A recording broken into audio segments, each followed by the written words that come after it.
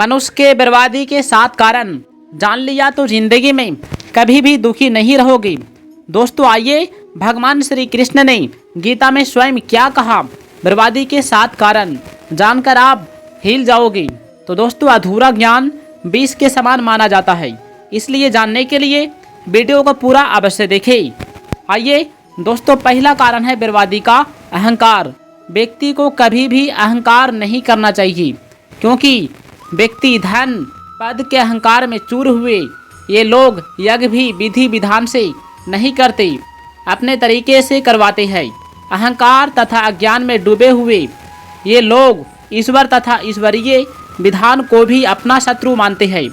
उन्हें मैं बार बार आसुरी योनियों में ही उत्पन्न करता हूँ। वे अपने कुकर्मों के फलों से स्वयं को ही बांध लेते हैं। काम, क्रोध तथा लोभ तीनों नरक के द्वार है। जीवात्मा इनमें फंसकर बुरे कर्म में लग जाता है। जितना भी हो सके इन तीनों दुर्गुणों से बचना चाहिए। इन तीनों द्वारों से बचकर ही जीवात्मा अपना कल्याण कर सकता है। वही इस संसार के बंधनों से मुक्त होकर भगवान के चरणों में जाने योग्य बनता है। आइए फिर क्या कहा भगवान श्री कृष्ण ने। सबसे बड़ी बात, लोभ के फंदे में फंसे लोगों के पास लाखों करोड़ों रुपये हो जाएं तो भी उनकी मांगने की आदत खत्म नहीं होती। अतः हमें कभी भी ज़्यादा इच्छा नहीं रखना चाहिए, ये भी बर्बादी के कारण है। बुरे स्वभाव के व्यक्ति लोभ में पड़कर सारे कर्म करते हैं और अपने उद्योग से, बुद्धिमानी से, चतुराई से, चालाकी से ज़्यादा भोग सामग्री एकत्र करने के प्रयत्न में लगे रहते हैं। असुरी या बुरे स्वभाव वाले मनुष्य ऊपर से तो सुखी दिखाई देते हैं, लेकिन भीतर से दुख एवं चिंताओं से घिरे रहते हैं। सुखी वास्तव में वही है जिस पर सुख हो या दुख कोई उल्टा प्रभाव नहीं पड़ता है, हर स्थिति में समान रहता है।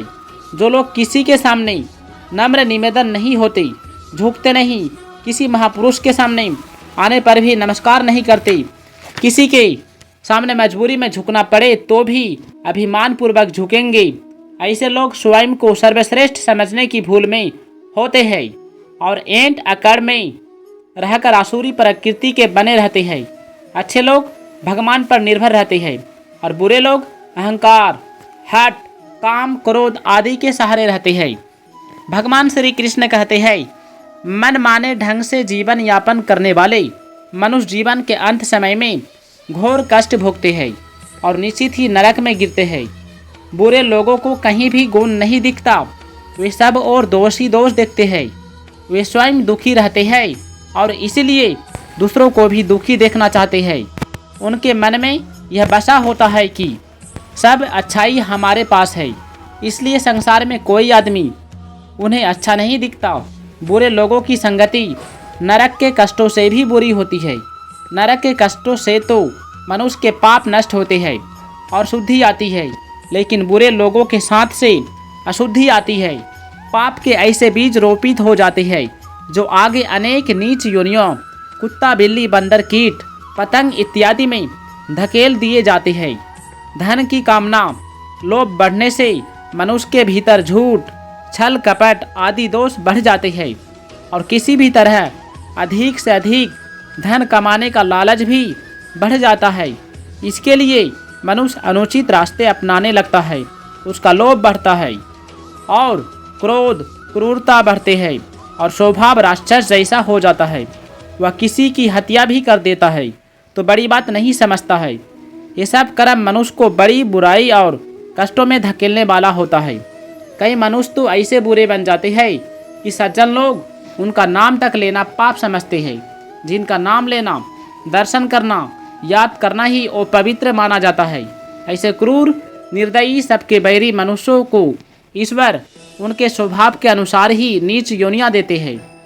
नीच स्वभाव वाले बुरे लोग बारंबार कुत्ते, सांप, बिच्छू, बाघ, सिंह, कीड़े मकोड़े, गिद्ध, चील इत्यादि के रूप में जन्म ले लेकर अपने कर्मों के पाप भोगते हैं।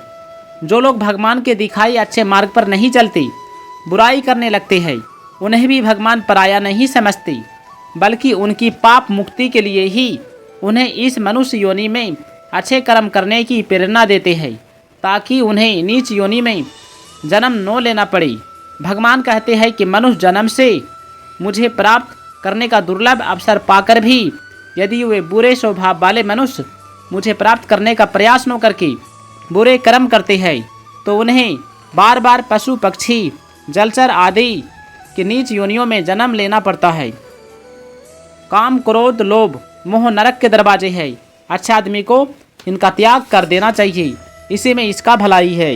यदि ऐसा नहीं कर पाता है तो उसका सर्वनाम नाश हो जाता है। हरिओम तत् सत। ओम ही परमात्मा का नाम है तथा वही सत्य है। उसी परम ब्रह्मा परमात्मा ने सृष्टि बनाई, उसी ने वेद और यज्ञ की रचना की। इसलिए वैदिक नियम के अनुसार संत महात्मा प्रत्येक मंत्र का प्रारंभ ओम से करते हैं। फल की इच्छा से रहित यज्ञ तप दान आदि सभी क्रियाएं परमात्मा को शास्त्र विधि से अर्पित की जाती है तो वे तत् कहलाती है। तत् को ही सत्य माना गया है। भगवान श्री कृष्ण अर्जुन को कहते हैं, हे पार्थ, परमात्मा सगुण है तथा निर्गुण भी, निराकार भी और स्वेच्छा से साकार भी हो सकता है। वही सत्य है क्योंकि उसकी सत्ता कभी भी समाप्त नहीं होती। इसलिए ओम ही तत् है और वही सत्य है। मुख्य शिक्षाएं क्या कहा? श्री कृष्ण भगवान ने अर्जुन को कौन सी शिक्षा दिया? कहा तमोगुण रजोगुण और सत्व गुण तीनों गुणों में परस्पर 10 गुना अंतर है। अगर तमोगुण का मानक 1 है तो रजोगुण उससे 1 गुना 10 बराबर 10 गुना श्रेष्ठ है और रजोगुण उससे 10 गुना यानी 10 गुना 10 बराबर 100 गुना श्रेष्ठ सब गुण है। इस प्रकार तमोगुण और रजोगुण के मुकाबले सत्व गुण बहुत ऊंचे स्थान पर स्थित है। मनुष्य का व्यक्तित्व श्रद्धा प्रधान है। जैसी उसकी श्रद्धा होती है वैसा ही उसका रूप होता है। जिसमें जैसा स्वभाव दिखता है उसे वैसा ही उसे रूप दिखाई देता है। जो मनुष्य अपना कल्याण चाहता है उसकी श्रद्धा सात्विकी होती है। जो मनुष्य इस जन्म में तथा मृत्यु के बाद भी सुख भोग को चाहता है उसकी श्रद्धा राक्षसी जैसा हो जाता है। और जो मनुष्य पशुओं की तरह खाने पीने भोग भोगने आलस्य खेल तमाशे में लगे रहता है उसकी श्रद्धा तामसी होती है। ठीक श्रद्धा जहाँ होती है वहाँ प्रेम स्वतः हो जाता है। सात्विक राजस और तामस तीनों गुण भी सभी मनुष्यों में कम ज्यादा मात्रा में विद्यमान होते हैं।